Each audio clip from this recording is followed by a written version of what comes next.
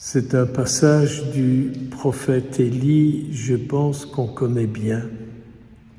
Le prophète Élie, qui est capable de se trouver en face de tous les faux prophètes, de se moquer d'eux et de les détruire.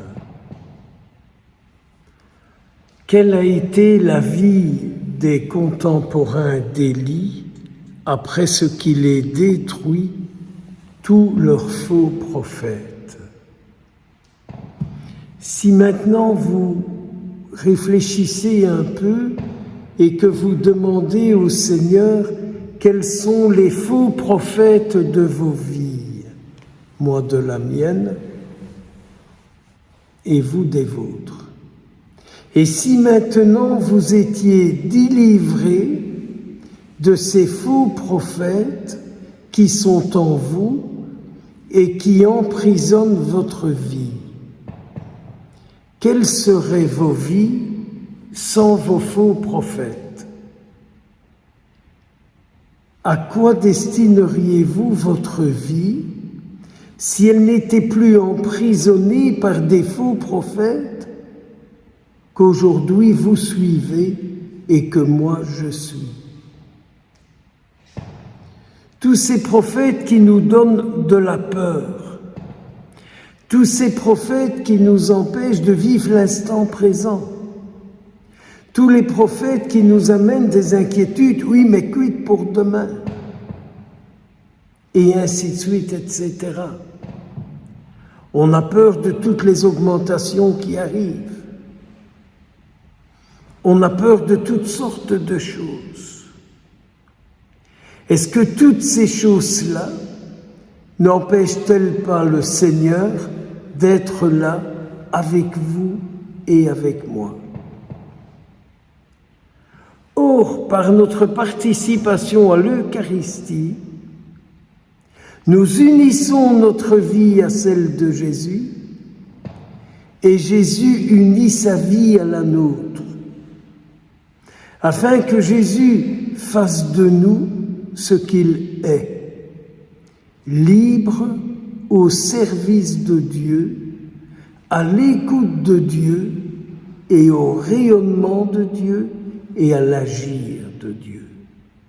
Et donc aujourd'hui, par notre participation à l'Eucharistie, nous demandons au Seigneur la grâce d'être libérés de tous nos faux prophètes, de toutes les prisons de nos vies, afin que nous menions une vie comme celle du Christ, une vie toute destinée à réaliser dans le monde le bien de Dieu. Quel beau projet de vie! Quel beau projet de vie! Et c'est bien pour ça qu'aujourd'hui, dans l'Évangile, Jésus dit « Il ne faut rien supprimer de l'Ancien Testament. Je ne suis pas venu pour supprimer les prophètes, mais pour montrer ce qu'est aujourd'hui dans le monde la vie d'un enfant de Dieu. » Et donc, si votre désir est là, vous soyez certain que je suis avec vous.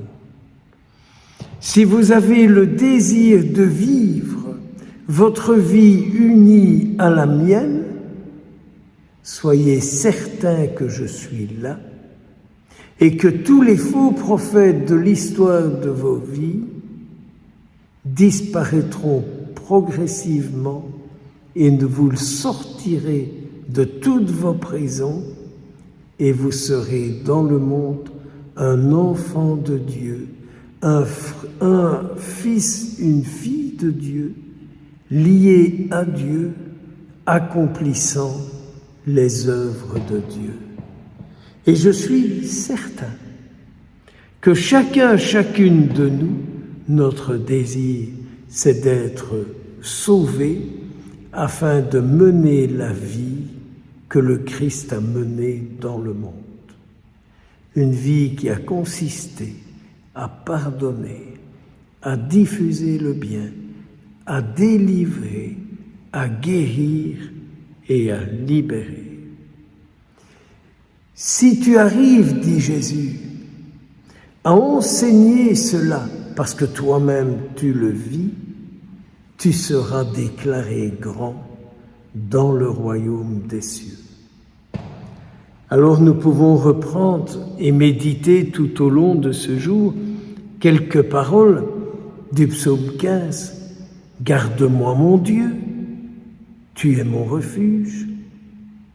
Les idoles, elles continuent leur ravage, mais c'est pas à eux que je unis ma vie.